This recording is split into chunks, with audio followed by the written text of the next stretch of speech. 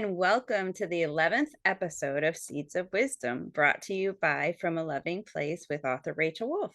I'm Rachel Wolf, and today I'm so excited to have Julie Hoyle. Did I say that right? Last Yeah, name? Okay, yay! yeah. She was gracious enough to let me read her book, An Awakened Life, A Journey of Transformation, and I could not put it down. And I'm so excited because she is actually sharing a seed from her book, The End of Seeking. And I can tell you that I had most of the chapter highlighted. So I know this is going to be a great conversation, and I will let her introduce herself so we can dive right in. Yeah, well, thank you, first of all, for inviting me. I'm really excited too. It's really great. So, yeah, as you said, my name's Julie Hoyle. And really what brought me to this place is I had this really radical, there's no other word to describe it, but I had a radical awakening or shift of consciousness or whatever you want to call that in 1989.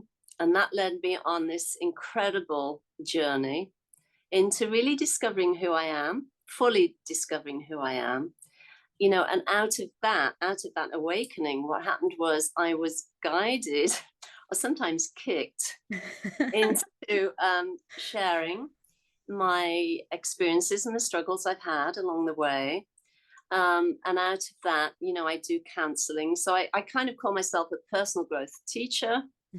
And I really support people who've had their own shifts of consciousness. And then I've also written books.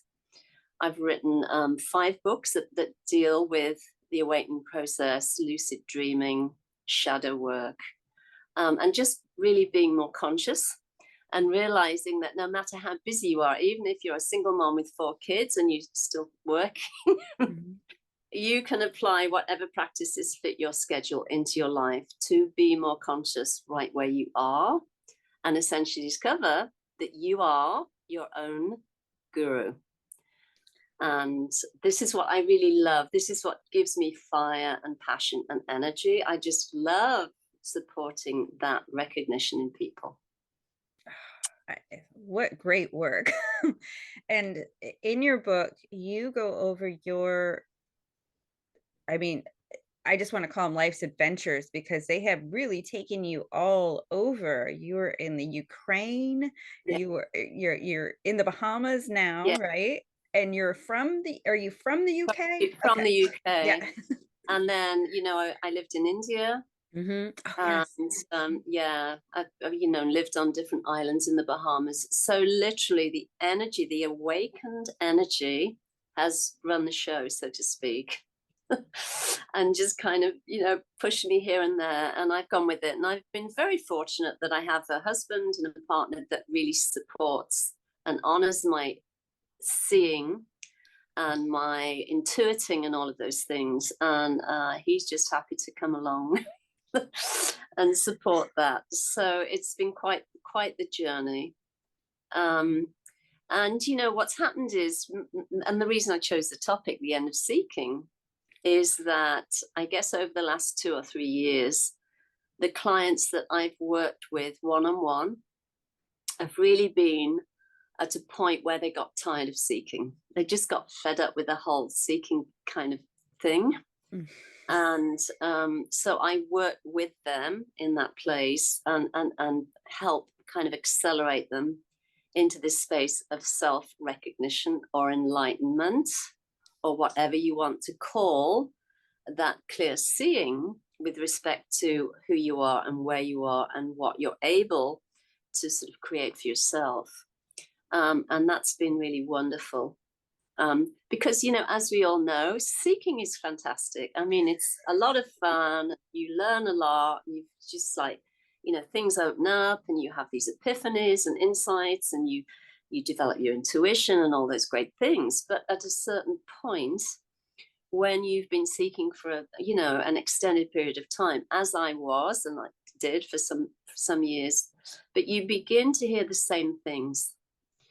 You begin to keep reading the same content, just dressed differently. And then it can kind of become, I don't just say boring, but it's just like you know it intellectually, but then how do you go from that place of intellectual understanding into the deepening of your own self-recognition? For example, like, Eckhart Tolle, you know what I mean? Or whoever it is you're studying. How do you get from where you are with your knowledge and the intellectual understanding into actually living as an awakened being, as a fully illumined, awakened being, and still while dealing with the challenges of your day-to-day life, whatever that looks like.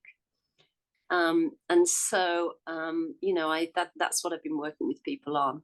And just as a kind of, to create context, because I think this helps, the story helps people, I think. Oh, yes. But I'm not sure I dealt with it too deeply in the first book, An Awakened Life, but I certainly deal with it more fully later. But I was a seeker for over 25 years, almost 30 years or something, and I got an A star for it.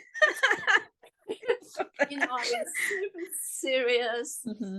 I really tried very hard. I would get up really early and meditate and chant and do all the practices, and just would continually do japa, which is the repetition of a mantra, and just applied. And I did all my shadow work. I was really gung ho. And at a certain point, I just felt disdain for it and distaste for it, Mm-hmm.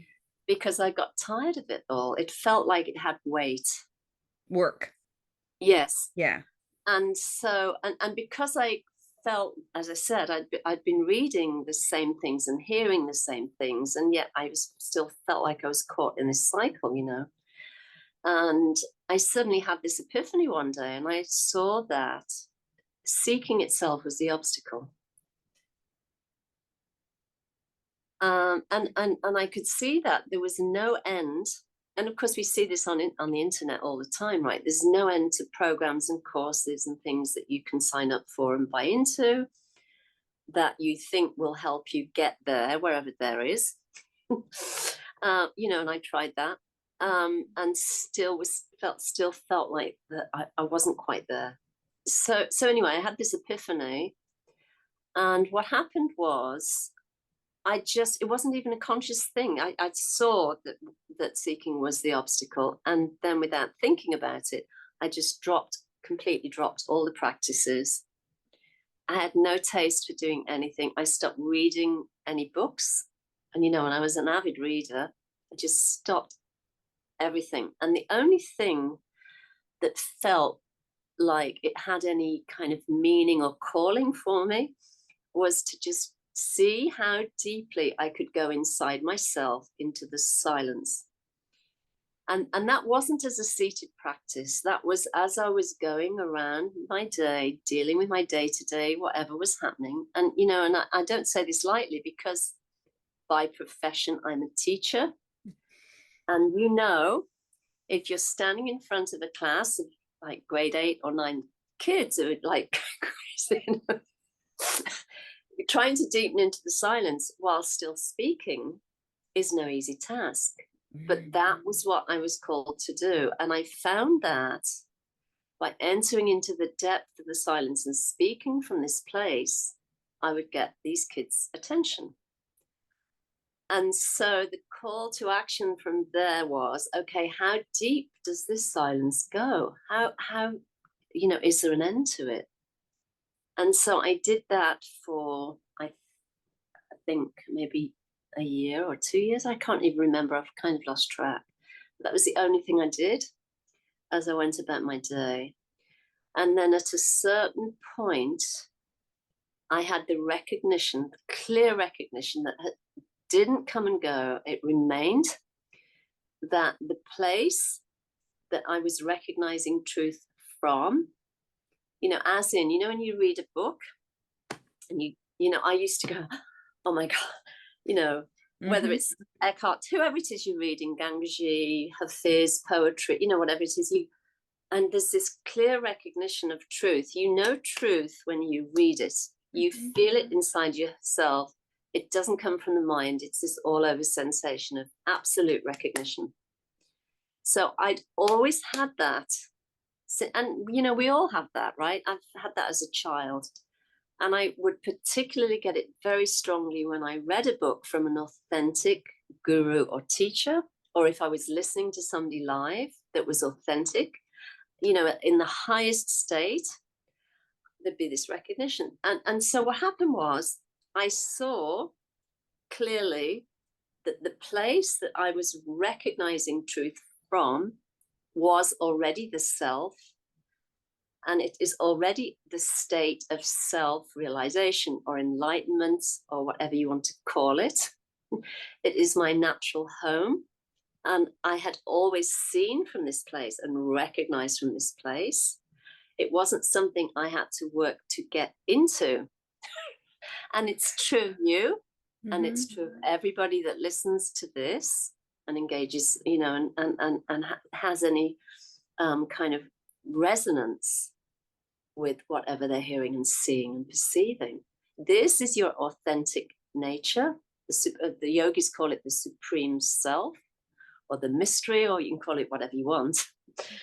But this place of recognition is the self. And you do not have to take lifetimes to become self-realized, because the place you're looking from is already realized. It's already the supreme self. And it's such a simple truth. And it's so available to us. We overlook it, we miss it. Yeah. Yeah, and it's, you know, and I love what you talk about in here too, because I want to talk about one section in your book. Um, you say, when we crave and run after feel good states, we deny our own humanity. We deny our pain. As a consequence, our lives are only half lived. I had to be willing to accept it all, the seemingly good and the bad. I had to stop fighting and resisting what is. I had to be comfortable with right now. I had to choose to learn from it all. You go on, and I mean, I had that whole section highlighted, and it was that, like what you were talking about, that yes, like it felt so true to me, and it connected to the things that I, you know, was over this whole section, and connected to the things I was overlooking Yes. because in the seeking. Yeah. Yes. Yes. Yes. And look, you know, it's the reason I speak to that is Yeah. because it's common.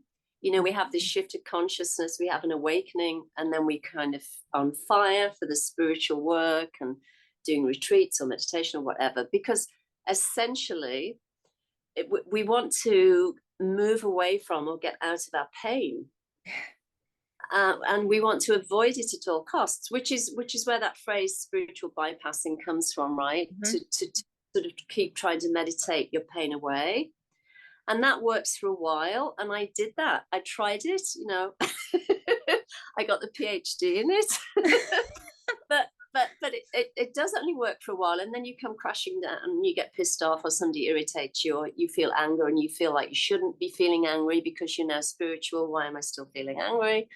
And all of that again is another kind of story. Mhm. um, you know, and this is why it's really important to do your shadow work and to actually meet and greet the darkness within you, have a conversation with your anger, you know, look at what it's here to teach you, stop trying to run from it, you know, welcome it and work with it essentially. So and the reason you have to do that is because until you do your shadow work, you'll always keep trying to separate away and lean towards what you think is the good part and deny what you think is the bad part. And the thing is that in self-realization, everything is made welcome, even the irritation, you know, the anger, whatever it is, because it has a story, or it has a message for you. Because underneath the anger, there's always something that needs to be loved into the light and recognized. And of course, anger has a fabulous value, right? It really will get you kind of fired up. And so this is why it's so important. Well, and I, you know, with a lot with my work being from a loving place. A lot of people don't, like, they think of it as positivity, and it's not the same thing. For me, what's important is that I am able to wrap my anger, my fear, my any feeling, dread, sadness, in love, Yes. where I don't abuse myself and don't to create an energy from that by keeping it in a story to build and, then spin Yes. out into that we. Yeah, exactly. Exactly. Exactly. And look, just being willing to meet the anger or whatever is Mhm. coming up is loving. It's an act of loving kindness. You might not want to do it. You might not feel like, oh, it's something you really are willing to embrace it in that moment. But as long as you can at least just meet it, in that instant, just meet whatever's there and just see what it has to say. And that's all you have to do. And it's about making it conscious as Well, opposed yeah. pushing. Yeah. And that's what I loved about your work is you tie it all to, like, it tied it all together for me, like, because I've looked at all the different parts, and so it just tied it all together in this, oh, I know it, it didn't feel like, oh, I know it out Yes, there. exactly. It was like, yes, this all makes sense. And finally took it all in to see where the blocks I was creating was. So, I mean, it really is a amazing book in that way, where you took, the readers on a complete journey of your life, Yeah. your experiences through this, and then you brought it all together at the end in this great way that I could fully get it. I could fully connect all the pieces and not feel like I didn't feel like there was a missing part. Yes, and also, it isn't like you read it and then it's somebody else's story, because it's your story too. Mhm. And it's about what you've been struggling with and what you haven't maybe been able to see until now. And obviously there's a refinement, because the thing is as soon as we do start seeing these things, and as you know, it's like this domino effect that starts to happen, and you just go, holy moly, and it's just really amazing. Especially with the shadow work. And but the bottom line is, even if you're the most ardent spiritual seeker and you're doing, I don't know, 5 hours of meditation a day, whatever it is you're doing, if you haven't dealt with the shadow, you're not going to get there, whatever you want to call it, which is really here, because you'll keep trying to pull away from those pain points within you, and you'll never be able to land inside yourself. Well, and that's what it really brought the most together for me, is that doing the shadow work is part of the Yeah. end of seeking, Yes. because Yeah. we're not denying the reality of what is in it. Yeah. We're present. You have to be Yes. present to do it. Yes, yes. And the big thing, and I get goosebumps whenever I say this, is that when you do your shadow work, you start to see clearly that there's a place from which you're able to see this, right? To see what's underneath the anger, or to see what's underneath the irritation. And this place doesn't come and go. It's just this place of seeing, and that place or that state again is the self, the supreme self, or source, or mystery, or absolute awareness, or whatever you want to call that. So this awareness doesn't come and go, and it allows for the beauty of the light, that's expressed in you, and the beauty of the darkness that's expressed in you, and there's this dance that goes on. But the place of seeing, it doesn't move. It's not, it doesn't change. It's not affected. Even if you've got a headache, you feel crappy, whatever's going on, this place of seeing just just remains the same. And this is self-realization. Realization of the self is this place, seeing this place that doesn't come and go, and but honoring the dance of Shiva and Shakti, masculine and feminine, light and dark. Um, and which is the And end of seeking. it's the end of seeking. Yeah. And, and it's just so simple and so here and available that we overlook it. This is And on that, we have to wrap up. Mhm. And I want to end with a quote that you give at the end of your book as an author note. You say, "Your intuitive wisdom is your greatest treasure. The more you trust it, the more your questions will fall away. What will remain is pure knowing. When you live from the state of pure knowing, your life will become magical and your search will be over." It just seemed like the perfect way to end this talk. Thank you so much for coming on. It's been such a pleasure. You're And so just welcome. and just know, if you're watching this, it's because you're meant to be here too. So thank you, and make sure to subscribe if you like what you see.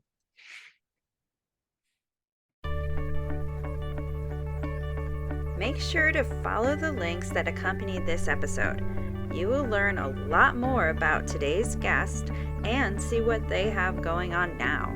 You will also get all the links to follow them on their journeys if this seed resonates with you. Don't forget to subscribe to the From a Loving Place channel.